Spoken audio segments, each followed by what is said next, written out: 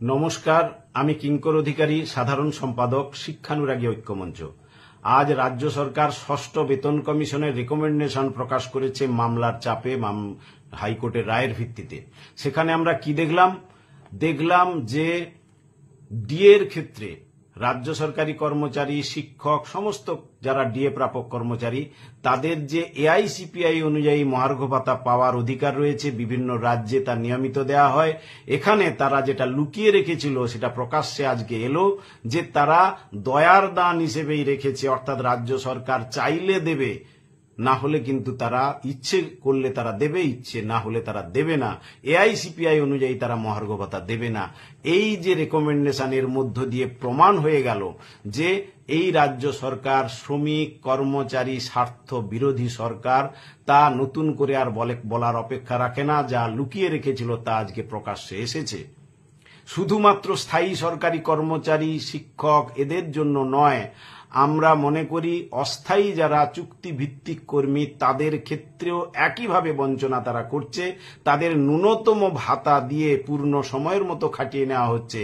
Para teacher, anganwadi কর্মী, আশা কর্মী, এরকম বিভিন্ন ডিপার্টমেন্টে চুক্তিভিত্তিক কর্মীরা রয়েছে, তাদেরকে কিন্তু তারা তাদের প্রাপ্য অর্থ না দিয়ে সেই অর্থ দিয়ে তারা ভোটের রাজনীতি করছে, সেই অর্থ দিয়ে তারা ইমাম ভাতা দিচ্ছে, সেই অর্থ দিয়ে তারা পুরোহিত ভাতা দিচ্ছে, তারা মন্দির তৈরি করছে। এই যে কয়েকদিন আগে বা এখনো আপনারা দেখবেন যে পেড়া এবং গজা বাড়িতে বাড়িতে পাঠাচ্ছে কোটি কোটি টাকা ব্যয় করে। আমরা কেউ দাবি করেছিলাম সেই দাবি? আপনারা দেখবেন খেলা মেলা, ক্লাবে অনুদান, এইভাবে প্রশাসনিক বৈঠককে কেন্দ্র করে কোটি কোটি টাকা তারা ব্যয় করছে। অর্থের কোনো তাদের অভাব নেই, অর্থ তারা নিয়ে ভোটের রাজনীতিটাই খালি করছে। বেকারদের নিয়োগ নেই, যেটুকু হচ্ছে তাকে কেন্দ্র করে দুর্নীতির ভুরি ভুরি অভিযোগ আসছে।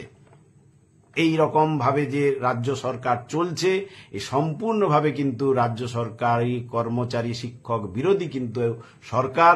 এবং পাশাপাশি আপনারা জানেন 25% ডিএ দেওয়ার যে বকেয়া ডিএ, রোপা 9-এর যে বকেয়া ডিএ দেওয়ার নির্দেশ দিয়েছে এই সুপ্রিম কোর্ট, তাকেও কিন্তু অমান্য করতে চলেছে রাজ্য সরকার। আর 2-1 দিন বাকি রয়েছে, আমরা বুঝতে পারবো তার 2-1 দিন পরেই।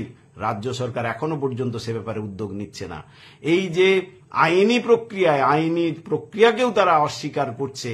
এই যে সরকার যে পদক্ষেপ নিচ্ছে এই মহার্ঘ ভাতাকে কেন্দ্র করে, তা সম্পূর্ণভাবে অবৈধ এবং অসাংবিধানিক। আমরা তীব্র প্রতিবাদ জানাচ্ছি। শুধু মৌখিক প্রতিবাদ জানিয়ে হবে না, আইনি প্রক্রিয়া চলুক, আইনি প্রক্রিয়া চলবে। এবং তার পাশাপাশি আমরা মনে করি সর্বাত্মক আন্দোলন দরকার এই রাজ্য সরকারের এই ভূমিকার বিরুদ্ধে।